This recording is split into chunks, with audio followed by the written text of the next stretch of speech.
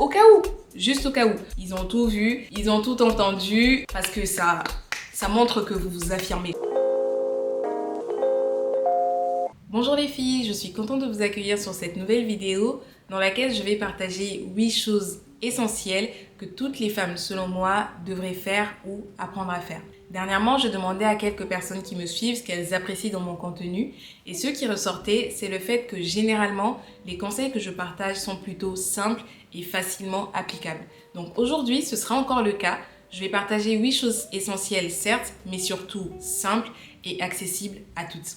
Donc si cela vous intéresse, je vous invite à rester jusqu'à la fin et surtout à vous abonner à la chaîne car c'est le type de contenu que je partage régulièrement. Sans plus tarder, on va passer au point numéro 1. La première chose à faire, c'est de toujours sortir avec un sac. Pourquoi? Parce que le fait de sortir sans sac équivaut au fait de ne pas être prévoyant. Lorsque vous sortez de chez vous, surtout si vous allez loin, s'il vous plaît, emportez avec vous un sac afin de pouvoir mettre vos effets personnels. Votre téléphone portable, un stylo, un carnet, un baume à lèvres, des mouchoirs en papier, un petit parfum, un parapluie. Ce sont des petites choses dont on pense pouvoir se passer lorsqu'on est à la maison parce qu'on les a à disposition. Mais une fois à l'extérieur et qu'on ne les a pas prises, on regrette et on se demande pourquoi on ne les a pas emportées avec nous. Je sais que certaines personnes estiment qu'avoir un sac peut être encombrant, on n'est pas forcément libre de ses mouvements, mais faites un effort et essayez de trouver un sac qui vous est adapté, qui ne vous gêne pas et qui ne devient pas non plus une source d'angoisse pour vous parce que vous avez peur de le perdre, vous avez peur de vous faire voler quelque chose. Essayez de trouver quelque chose qui soit adapté, un sac en bandoulière, un sac à main, une banane, peu importe, pourvu que ce soit adapté à vous et que vous puissiez avoir à disposition toutes ces choses dont vous pouvez avoir besoin au cours d'une journée ou d'une soirée. Soyez prévoyante, ayez un sac à main et ne vous laissez pas surprendre. La deuxième chose à faire, c'est de ne pas négliger ce qui ne se voit pas, surtout lorsque vous sortez. Même quand vous êtes chez vous, mais surtout lorsque vous sortez, ne négligez pas ce qui ne se voit pas. Par exemple, ne sortez pas avec des chaussettes trouées sous prétexte qu'on ne les voit pas parce que vous avez des chaussures par-dessus.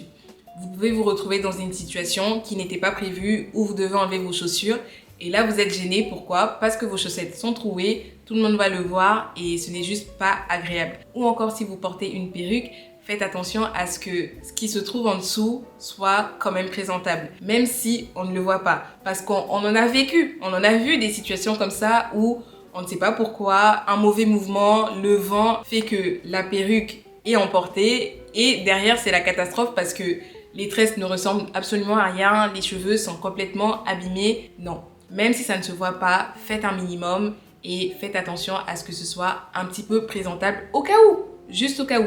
Parce qu'on ne sait jamais ce qui peut arriver lorsqu'on sort de chez soi. Donc, encore une fois, soyez prévoyante et ne négligez pas ce qui ne se voit pas, même si normalement ce n'est pas censé se voir. Et c'est pareil pour les sous-vêtements aussi. Voilà.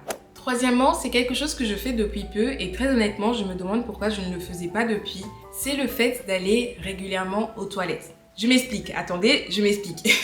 Au-delà d'y aller juste pour se soulager, c'est aussi y aller juste pour souffler un petit peu, éventuellement avoir accès à un miroir, pouvoir se retoucher, se repoudrer le visage, corriger ce qui ne va pas. Si par exemple vous avez une tache, ça vous est déjà arrivé, je pense, de rentrer chez vous au terme de la journée et de vous dire donc j'étais comme ça pendant toute la journée. Je ne m'en suis pas rendu compte et personne ne me l'a dit. Si vous allez régulièrement aux toilettes, bon après quand je dis régulièrement, c'est pas forcément toutes les 5 minutes, mais dès que vous sentez que vous avez besoin de vous rafraîchir, vous avez besoin de peut-être juste souffler, faire une petite pause, être dans un endroit isolé, eh bien pensez à aller aux toilettes parce que là au moins vous êtes sûr que personne ne va vous déranger. Vous pouvez faire vos petites retouches sans pression. Et moi, je sais que des fois, je me dépêchais lorsque j'allais aux toilettes parce que je ne voulais pas que ça paraisse bizarre. On se dise, mais qu'est-ce qu'elle fait? Pourquoi elle traîne, etc. Mais maintenant, je prends mon temps, je retouche tout ce que j'ai à retoucher pourvu que je sois à l'aise, pourvu que je sois clean pour le temps qui me reste à passer à l'extérieur avant que je ne puisse rentrer chez moi. Donc, allez régulièrement aux toilettes et peu importe le temps que vous y passez, ça ne regarde que vous. La quatrième chose à faire, c'est prendre l'habitude d'écrire. Écrire, premièrement, dans le but d'extérioriser nos émotions, nos ressentiments, etc. Prendre l'habitude d'écrire, ça nous permet de pouvoir juste extérioriser en fait ce qu'on en fait en nous et qui parfois peut nous étouffer, peut nous préoccuper. le fait de l'écrire, c'est comme si on le sortait de nous, ce qui fait qu'on est un peu plus allégé. En 2024, on parle de journaling, mais au-delà d'un mot qui fait joli, je pense que c'est important d'avoir l'habitude d'écrire. Ça nous permet d'extérioriser de façon saine, ça nous évite de dire des choses peut-être à quelqu'un que l'on regrettera par la suite, ou alors de nous confier à quelqu'un alors qu'on ne devrait pas. On a envie de parler, on a envie d'extérioriser ce qu'on ressent, et puisqu'il y a une personne en face de nous, on se met à lui parler immédiatement alors que c'est une personne qui n'est même pas proche de nous. À la place de faire cela, je pense que écrire, avoir un petit carnet sur soi ou même sur son téléphone, prendre des notes, juste pour voilà, se décharger un petit peu, je pense que c'est vraiment une bonne chose, premièrement. Et deuxièmement, le fait d'écrire, c'est un peu une façon aussi de documenter sa vie. Ça nous permet de voir l'évolution. Par exemple, quand je relis mes notes d'il y a 1 an, d'il y a 3 ans, d'il y a 5 ans, parce que je fais ça depuis un moment, écrire, je vois mon évolution, je vois comment je pensais à tel moment de ma vie, je vois ce que je ressentais. Ça me permet de me rappeler aussi, parce que des fois, on vit des choses et juste la vie avance et on les oublie. Mais en les écrivant, ça permet de s'en rappeler et ça fait toujours du bien. Donc écrire premièrement pour extérioriser et deuxièmement pour documenter sa vie et se souvenir. Je pense que ça peut vraiment nous être bénéfique et en plus ça ne nous coûte pas grand chose si ce n'est que de prendre le temps de le faire en fait. Donc prendre l'habitude d'écrire. Ensuite, la 5e chose, si je ne me trompe pas, je suis bien au point 5, c'est d'apprendre à connaître son corps. Comment notre corps réagit à tel ou tel aliment. Comment notre corps réagit lorsqu'on fait telle ou telle activité. De combien d'heures de sommeil notre corps a-t-il besoin? De quels aliments, de quels nutriments notre corps a-t-il le plus besoin? Donc, apprendre à connaître son corps, apprendre à connaître comment notre corps réagit. Alors ça, ce n'est jamais acquis parce qu'on est en continuelle évolution. Notre organisme se développe, notre organisme évolue. Donc, il faut régulièrement faire des mises à jour. Mais je pense que c'est important d'avoir déjà une base et de se connaître un minimum pour ne pas faire des choses qui nous seront néfastes parce qu'il y a des choses qui sont bonnes en soi mais qui pour nous ne le sont pas. Par exemple, il y a beaucoup de personnes à qui le beurre de cacahuète donne des boutons. Donc, si vous ne prenez pas le temps d'analyser à quel moment est-ce que ce bouton particulier arrive, vous allez continuer de manger du beurre de cacahuète parce que c'est bon, alors que pour vous personnellement, ce n'est pas forcément ce qu'il faut. Donc, il faut prendre le temps de s'observer, prendre le temps de voir les réactions à tel ou tel produit, tel ou tel aliment. Et toujours dans la même lignée, apprendre à connaître son cycle menstruel. Ça paraît évident, mais je vous assure qu'il y a des femmes qui n'y prêtent pas forcément attention. Et j'en faisais partie, bon, j'étais très jeune à l'époque, je pense que je devais avoir... J'étais adolescente, voilà, je ne vais pas non plus donner trop d'informations pour moi, c'est intime, mais j'étais adolescente et je suis allée chez le médecin. Il m'a demandé où est-ce que j'en étais par rapport à mon cycle menstruel et je ne savais pas répondre. C'est assez problématique quand même. Si moi je ne sais pas, qui saura pour moi en fait.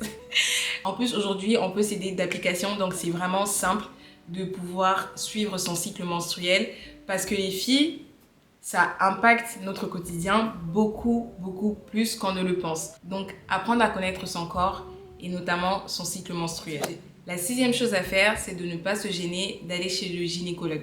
C'est vrai que ça peut être un petit peu gênant, surtout si vous êtes quelqu'un de pudique. Vous n'avez pas forcément envie de parler de votre intimité. Certes, c'est un médecin, mais tout de même, ça reste quelque chose de très intime finalement et donc ça peut mettre mal à l'aise d'aller voir un gynécologue, mais je pense que c'est important de le faire et pas uniquement lorsqu'il y a un problème, même dans une démarche préventive, c'est vraiment important. Et rassurez-vous, les gynécologues, ils ont l'habitude, ils ont tout vu, ils ont tout entendu, ils ne seront pas choqués par voilà, votre situation. Donc ne vous gênez pas, allez-y, prenez rendez-vous, pas seulement parce que vous avez un souci particulier, mais même de façon préventive, juste pour faire un check-up, juste pour vous assurer que tout va bien. Ensuite, la chose à faire, c'est d'apprendre à se débrouiller un minimum sans professionnel, en dehors des médecins, bien évidemment. En dehors des médecins, apprendre à se débrouiller un minimum sans professionnel, donc apprendre à se coiffer, à faire ses ongles, à se maquiller, à s'habiller. Voilà, ça c'est déjà pour ce qui vous concerne vous-même, mais pour aller plus loin, ça peut même être par rapport à la maison, tout ce qui est bricolage. D'ailleurs, petite anecdote par rapport à ça, j'ai une cousine qui sait littéralement tout faire. Bon, j'exagère à peine. Dernièrement, elle est venue à la maison et il y avait le lave-vaisselle qui était en panne depuis quelques jours. Et donc, elle a vu ça, elle a dit « Ah bah attendez, je vais regarder, etc. » Vidéo YouTube, elle a regardé comment faire, elle a regardé la marque et tout ça. Au bout de quelques minutes, le lave-vaisselle était réparé. Véridique. Alors qu'on aurait pu dépenser je ne sais combien en faisant venir un plombier, elle l'a fait en même pas 1 heure, le lave-vaisselle était réparé. Jusqu'aujourd'hui, il marche normalement. Donc voilà, apprendre à se débrouiller un minimum sans professionnel. Dans un premier temps pour prendre soin de soi, mais ça peut être aussi pour prendre soin de sa maison, réparer les petits couacs, les petites choses qui ne vont pas. Ça nous permet de faire des économies et puis ça nous permet de ne pas être dépendant aussi et de pouvoir être autonome. Donc apprendre à se débrouiller un minimum sans professionnel. Et enfin, la dernière chose à faire au moins une fois dans sa vie, c'est de changer radicalement de coiffure. Parce que je vous assure que le sentiment que vous avez lorsqu'on vous dit « Ah, t'as une nouvelle tête, ah, t'as changé de coupe », pour ma part, je trouve que c'est très satisfaisant. Et puis même pour vous, ça vous permet de casser la routine, ça vous permet d'avoir un petit renouveau, que ce soit en coupant vos cheveux ou alors en faisant une couleur, ou tout simplement en faisant une coupe qui ne ressemble pas à celle que vous avez d'habitude. Ça apporte un nouveau peps, ça apporte un nouveau souffle. Donc, si vous en avez l'occasion, faites-le au moins une fois, changez radicalement de tête. Moi, je me rappelle, il y a quelques années de ça, j'avais coupé mes cheveux. Quand je dis couper, c'est couper, hein. Il me restait, je pense, 1 centimètre. Déjà, lorsque je suis allée au salon de coiffure, il faut savoir que j'avais une grosse touffe. Donc je vais au salon de coiffure pour dire que je veux tout couper. Même la coiffeuse, elle ne voulait pas. Ça lui faisait mal au cœur, littéralement. Elle m'a dit, mais ça me fait mal au cœur de couper ses cheveux. Et en fait, ça montre que le fait de couper ses cheveux particulièrement, c'est un peu pour prouver qu'on est capable de prendre des risques. Et Dieu sait combien dans cette vie, on aura des risques à prendre. Donc le fait de le faire par rapport à vos cheveux, ça paraît tout bête, mais pour une femme surtout, je pense que c'est vraiment un gros pas et c'est une grosse affirmation de j'ai confiance en moi, je ne me cache pas derrière ma chevelure, je peux m'assumer avec des cheveux courts. En tout cas, moi, c'est comme ça que je le vois. Et même après le coiffeur, alors je n'avais dit à personne, personne n'était au courant, je n'avais rien mis sur les réseaux sociaux.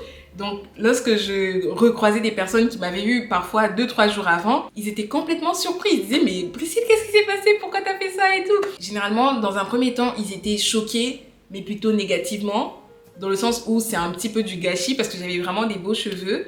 Et dans un second temps, ils se disaient, waouh, t'es courageuse de faire ça. Donc, c'est vraiment une affirmation. Et en tout cas, moi, je recommande. Moi, je recommande à toutes les femmes de pas forcément couper, mais en tout cas, changer radicalement parce que ça montre que vous vous affirmez, je trouve. C'est un petit truc, mais qui n'en est pas un, au final.